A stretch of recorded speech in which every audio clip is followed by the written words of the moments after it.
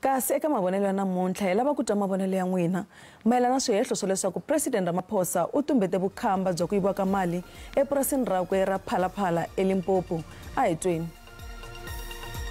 Na NLC wa swinene hlamuselo ya President Ramaphosa a nga yiva mali.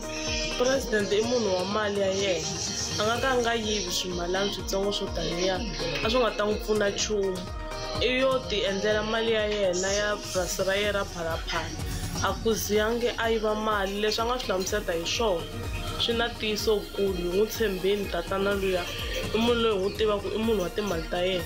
President I munhu loyi a nga va n'wamabindzu for nkarhi wo leha swinene before a va president.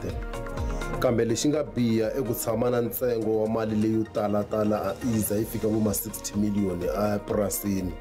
Leswi tikomba kahle leswaku ri president wa hina I munhu loyi a avoidaka ku hakela xibalo ku nga tax.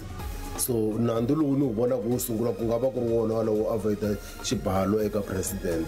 Mina editiseka hi nhlamulo ya president a ni ri a ku na ku kanakana ku mali leyi a nga va a yo yiva mali ya mfumo ndlela va hleketa hi yona vakulukumba phrase. So ka nkarhi wa sweswi I hlamurile president I va hlamuserile ku why mali leyi kumeke yi ri kona le purasini ra yena.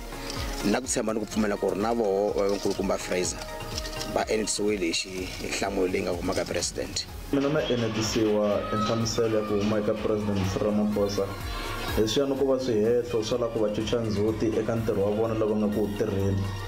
Loko ma languta kahle emasunguleni ya kona ku va le president a swi vangile swinene mara ya ku nghena ka vona ku vele swinene kambe ku va ku ri na nhlangano wo karhi leswi ni kombaka ku a va swi lavi va president Ramaphosa a nghena eka xitulu lexiya.